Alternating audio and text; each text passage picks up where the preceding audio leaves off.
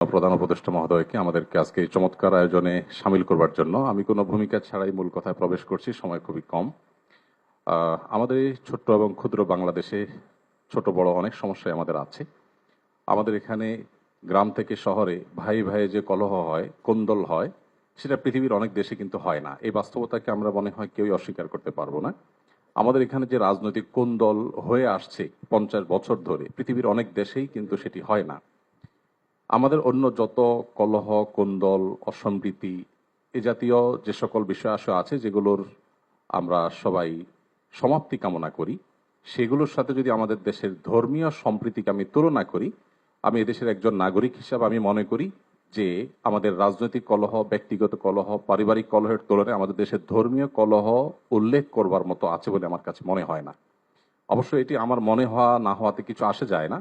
এটি আমাদের সম্মানিত অন্য ধর্মাবলম্বী যে সমস্ত আমাদের বন্ধুরা আছেন, ভাইরা আছেন, শ্রদ্ধেয় ব্যক্তিবর্গ আছেন, এটি তাদের আমার মনে হয় বলতে হবে। আমি শুধু এটুকু বলবো যে 5ই আগস্ট আমার ফেসবুক পেজে কয়েক মিলিয়ন ফলোয়ার্সকে লক্ষ্য করে আমি একাধিকবার লাইভে এসেছি, যেটা আমার দীর্ঘ 10-12 বছরের সোশ্যাল মিডিয়ার ইতিহাসে কখনো আসেনি। প্রত্যেকটি লাইভে আমি চেষ্টা করেছি এদেশের সর্বশ্রেণীর সাধারণ মুসলমান সহ অন্যান্য ধর্মাবলম্বীদেরকে শান্ত রাখবার আহ্বান করার জন্য। চট্টগ্রামে যখন আইনজীবী আলিফ হত্যাকাণ্ড ঘটলো, সাথে সাথে আমি আমার দায়িত্ব থেকে নিজে এবং অন্যান্য আলেম ওলামাদের সাথে কথা বলেছি। আমি যতটুকু জানি এখানে অনেক সিনিয়র ব্যক্তিবর্গ আছেন, ওলামা একরাম আছেন। এদেশে ওলামা একরাম সবসময় সম্প্রীতি এবং শান্তি বজায় রাখার জন্য তারা কাজ করে চলেছেন।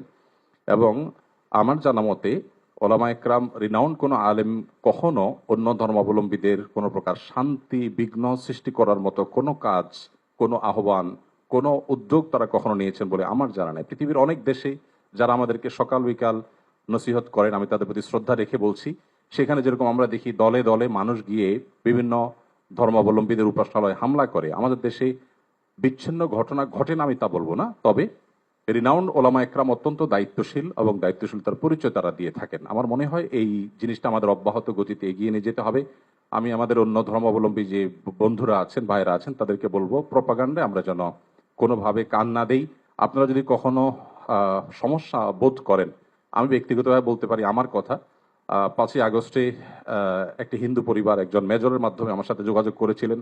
আমি আমার সাধ্য অনুযায়ী তাদের নিরাপত্তার জন্য আমাদের যে সমস্ত ভাই বন্ধু আছে তাদের দিয়ে খুলনার একটি জায়গায় আমি ব্যবস্থা করেছি।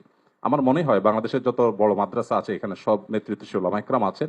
আপনারা যদি কখনো কোনো মাদ্রাসায় গিয়ে বলেন যে আমাদের নিরাপত্তা বোধহয় আমরা ভয়ের মধ্যে আছি, নিরাপত্তাজনিত শঙ্কায় আছি, আমার মনে হয় আমাদের আইন শৃঙ্খলা রক্ষাকারী বাহিনী যেরকম আপনাদের পাশে দাঁড়াবে, ওলামা একরাম তাতে ন্যূনতম কার্পণ্য করবে না। যেভাবে পুজোর সময় মাদ্রাসার ছেলেরা মন্দিরগুলোকে পাহারা দিয়েছে, আমার মনে হয় পৃথিবীতে এটা বিরল একটা দৃষ্টান্ত এবং এটি কিন্তু আমাদেরকে আশা জাগায়। আমি আশা করব যে আমরা কোনো প্রপাগান্ডায় পা দেব না এবং আমরা মিলেমিশে আমাদের প্রিয় স্বদেশকে গড়ে তুলব। আমরা যে যে ধর্মে বিশ্বাসী হই না কেন, প্রিয় স্বদেশটা আমাদের সকলের। আমাদের স্বদেশে কোনো কালিমা লাগুক আমরা চাই না। আমরা সকলের সম্মিলিতভাবে ঐক্যবদ্ধ থাকতে চাই, ঐক্যবদ্ধ রাখতে চাই। আমরা যদি সবাই ঐক্যবদ্ধ থাকি তাহলে আমাদের দেশটি ভালো থাকবে, আমরা ভালো থাকবো। আমি আশা করছি আমাদের ঐক্যে কেউ চির ধরাতে পারবে না এবং এক্ষেত্রে আমাদের সীসাডালা প্রাচীরের মতো চলতে হবে। আমাদের কোনো সমস্যার জায়গা থাকলে অবশ্যই আপনারা বলবেন, আমরা সেই জায়গাটাকে সংশোধন করব। কিন্তু আমরা আমাদের প্রিয় স্বদেশকে সমৃদ্ধ দেখতে চাই, মাথা উঁচু করে দাঁড়াতে পারে সেরকম দেখতে চাই। আমাদের তরুণরা আমাদেরকে যে নতুন বাংলাদেশ এনে দিয়েছেন, স্যারের নেতৃত্বে যে নতুন বাংলাদেশ এগিয়ে যাচ্ছে, এই অগ্রযাত্রাকে কোনো শক্তি যেন থামাতে না পারে। আমার মনে হয় ধর্ম বর্ণ নির্বিশেষে আমাদের প্রত্যেকেরই ঐক্যবদ্ধ থাকার, ঐক্যের শপথ নেওয়ার সময় এখন সবচেয়ে গুরুত্বপূর্ণ। সে বিষয়টি আমি সবার নজরে এনে আমি আবার বক্তব্য শেষ করছি। ধন্যবাদ সবাই।